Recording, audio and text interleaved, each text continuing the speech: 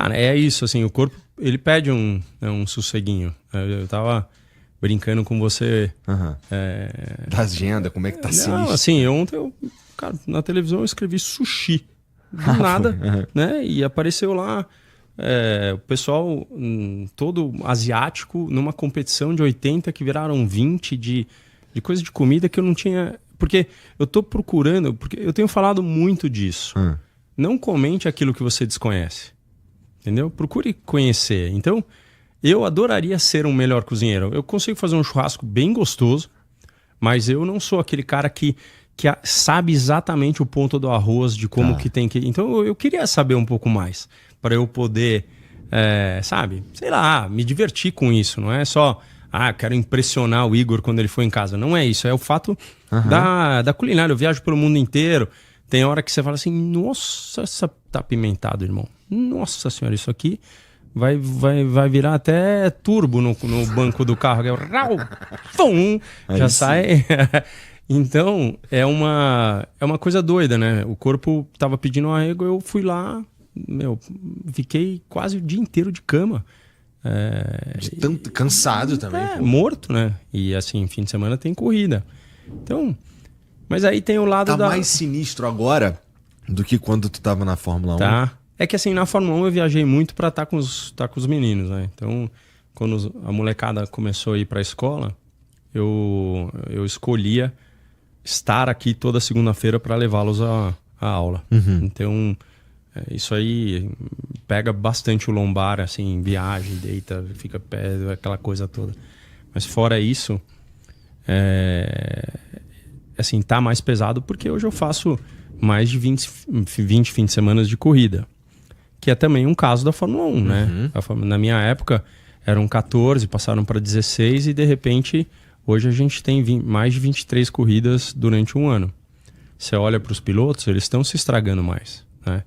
Então eu brinco com o Tony, que já veio aqui, por exemplo, fala assim, você tá estragado, filho? Ele fala assim, por quê? Eu falo assim, não, porque correr em oval toda hora tem sempre aquela percepção de que o muro tá do lado. Isso aí te envelhece também, né?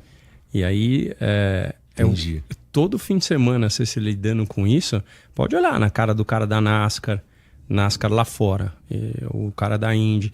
Esse cara envelhece um pouco mais rápido, porque ele tá num processo de perigo o tempo todo. Aí você fala assim, mas Rubinho, você andou 19 anos de Fórmula 1, você não tem esse perigo? Tem também. Tem também. Mas, mais ou menos, você sabe que a Fórmula 1 foi trabalhando na eficiência da segurança durante todo o tempo. Eu vivi pessoas com o Ayrton, por exemplo, morrendo na pista. Isso, você tem uma estafa mental, né, e um questionamento pessoal se é isso que você quer. Aí você senta no carro e fala assim, cara, não quero mais nada da minha vida, é isso que eu quero. Então tem todo um processo. Então quando a gente analisa um piloto como o Hamilton, se você não chegar para ele e perguntar o que está acontecendo, para eu poder... Eu não posso julgá-lo. Não tem o que fazer. Ele continua sendo o baita campeão que é. Só que a pressão que ele está sofrendo hoje na Ferrari, que eu sei como é muito maior do que qualquer outra equipe que teve, entendeu? Então, quando você chega numa escola nova e te olha um meio diferente, é um processo, né? Você passa por um processo. Aí chega um amigo, de repente, fala assim, prazer, meu nome é Mauro. Tipo, eu lembro do Mauro até hoje. Eu mudei de escola, fui para Renato Vieira Brandão e o Mauro chegou para mim, falou, você já se sente na hora. Porra, já tem uma pessoa aqui, né? Porque você se sente meio... Você chegar numa equipe nova é a mesma coisa. Você chega como Hamilton ainda. Milhões de vezes campeão. Que as pessoas estão esperando muito de você. Tem um lado muito bom, mas tem um lado, né, da pressão. Muita pressão, inclusive, né? Mas se a gente for olhar para o campeonato desse ano, ele foi um campeonato, na minha opinião, pelo menos, assim, mais gostosinho de assistir do que o do ano passado, por exemplo. E o do ano que vem promete ser interessante também com as mudanças que virão. Sim. Né? Mas é aquilo, cara. É sempre o que tem me impressionado mais no esporte é cada vez mais perceber que o Verstappen é diferente mesmo. Isso daí é uma parada que chama muita atenção. E também a McLaren é o segundo ano seguido que eles ganham, não é? O Construtores, Construtores, né? Então esses caras também estão acertando muito.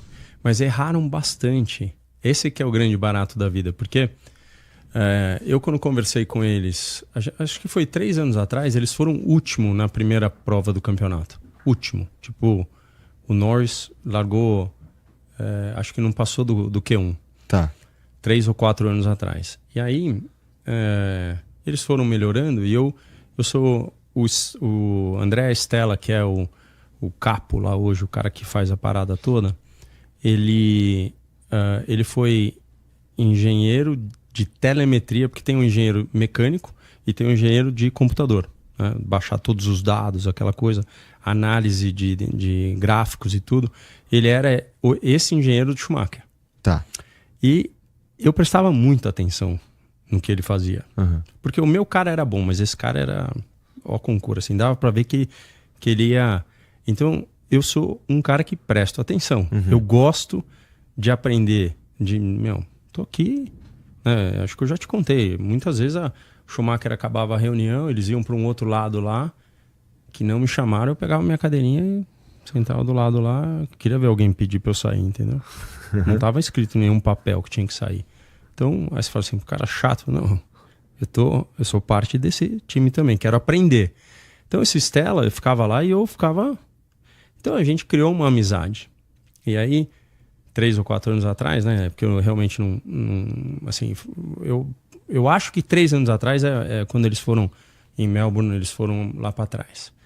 Eu cheguei para ele e falei assim, qual que é o problema? Ele falou assim, nós freamos muito bem porque o carro tem isso aqui chama pitch, que é o carro, o quanto a frente desce e a traseira sobe. Quando freia. E aí você tem todo o centro de gravidade que muda. Tal. Ele falou, meu carro é muito bom, mas ele não contorna curvas de 180 graus. E aí é onde o cara tá perdendo. Você só sabe o que te faz ganhar quando você entende o que te faz perder. Sim. Senão você fica naquela parada, azar. Entendeu? A parada é muito mais perfeccionista, entendeu? Azar é a pior coisa, porque assim, se tu não sabe o que é, mas pelo menos tá tentando, em vez de colocar na conta da sorte, né? Mas com certeza, eu concordo contigo que a melhor estratégia é conhecer o que te faz perder. E esse cara falava, curva de 90 graus a gente anda bem, mas a gente ainda precisa desenvolver o carro para isso aqui, para aquilo. Então, ele foi desenvolvendo o carro com o tempo. E esse foi toda uma evolução. Apesar de ter sempre modificações de um ano para outro em regulamento e tal, esse carro foi uma crescente. Mas eu vou te falar, eu achava que eles ganhariam o campeonato de pilotos muito antes. Eles foram resolver no final, porque teve também, se chocaram, aquela coisa toda. Mas o carro da McLaren no meio do ano era muito superior aos outros. Então, era aquilo que vira meio, puta, que saco. A gente vai assistir Fórmula 1, mas já sabe quem vai ganhar. Não, esse ano foi realmente interessante, porque o Verstappen fez uma coisa, né, acontecer, e teve momentos ali da própria Mercedes que teve vitórias. Então, foi um campeonato bem interessante. De repente, uma Williams aparecia, o Sainz foi um segundo num outro lugar, né? Eu concordo contigo, foi um ano bem interessante. Tu curtiu a corrida em Interlagos? Foi tão emocionante como sempre? Interlagos, as pessoas não dão muito valor a isso. Mas Interlagos, ela tem o problema da altitude.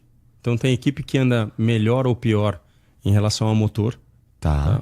Então, porque perde potência, né, em Interlagos.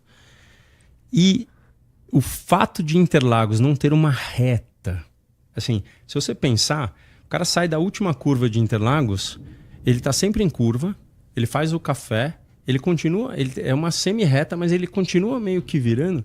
Isso faz o quê? Ele tem um arrasto aerodinâmico muito maior.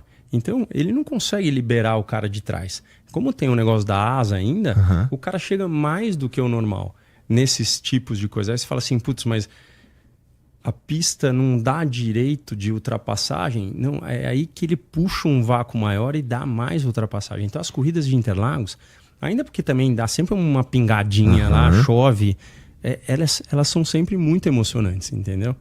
Fisicamente muito difícil, porque ela mexe com o pescoço do outro lado, né? Que é uma... Você sempre... eu acho que são 2 ou 3 provas que...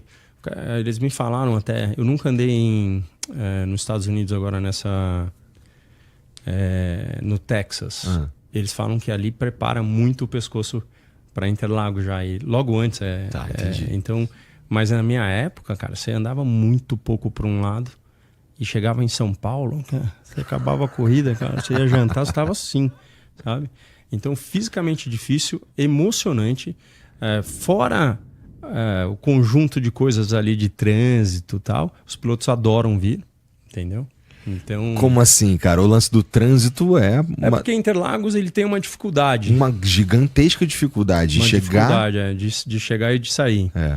E aí você nem sempre sabe se eles estão organizando da melhor forma possível, porque eles fecham coisas que não estavam fechadas e você não sabe mais como é que você vai chegar lá, né? Eu tive a experiência nova eu fui o Fernando, meu filho, de moto. Peguei uma scooterzinha e fui. Foi melhor? Foi, né? Muito melhor, cara. Mas muito, assim, foi... Chegamos, entendeu? E fomos embora sem problema nenhum. Mas, tipo, você fala assim, o Tsunoda foi em casa, comeu o brigadeiro e fiz uma picanha para ele. Se você não faz isso por um cara... ele não tem noção do que ele pode ter em São Paulo. Porque a pessoa vem pra cá com medo de que vai ser assaltado. Os pilotos têm essa parada, assim, porque já teve problema no passado, mas, assim, sim, é uma condição maior do que você chegar em Silverstone e ser assaltado, entendeu? Não tem... É meio cultura. Então o cara vem pra cá, eles têm carro blindado, tem toda essa coisa. Mas se você não levar o cara pra ver isso dentro da tua casa e contar um pouco da história do Brasil, ele fica fissurado naqueles filmes que mostram os caras surfando no trem, que é tudo que passa lá fora, né? Você bota um canal lá que quer falar mal do Brasil, manda ver, vai mostrar Rio de Janeiro com tiroteio, e aí o cara vem pra cá e ele tá morrendo de medo, entendeu? É meio fácil, inclusive, né, nesse sentido aí. Não é? Falar mal do Brasil, mas realmente tem um exagero, né? Muito. Você pega o próprio Verstappen. A mulher dele é irmã do Nelsinho, que daí levaram pra Brasília pra mostrar pra ele, levaram ele... O cara curte o Brasil adoidado. Por quê? Porque antes você lida com o desconhecido. Hoje, não. Hoje, puta, olha que legal. Olha isso, olha aquilo. Então, é demais, entendeu? Você poder mostrar um pouco. E pra tu, cara, tu acabou de falar de lidar com o desconhecido. Como é que é pra tu participar participar mesmo de tantos eventos de corrida diferentes, em carros diferentes, com experiências diferentes, meio que... como você mesmo disse, beleza, tu é o Rubinho, o cara que tava lá na Fórmula 1, mas toda vez que tu chega pra guiar um carro diferente, é novidade, né? É desafio. É desafio. E tu, pelo visto, gosta dessa parada, né? Eu amo o desafio, cara. Eu acho que, de novo, para você ganhar e apreciar uma corrida, você tem que saber por que você perdeu. Entendeu? Tá, sim. Então, tipo assim, por que eu saí da Ferrari antes do meu contrato? Porque chegou um momento que eu via que no dia que eu podia ganhar, estavam fazendo eu perder. Então eu falei, não quero mais isso para minha vida, vou para outra escuderia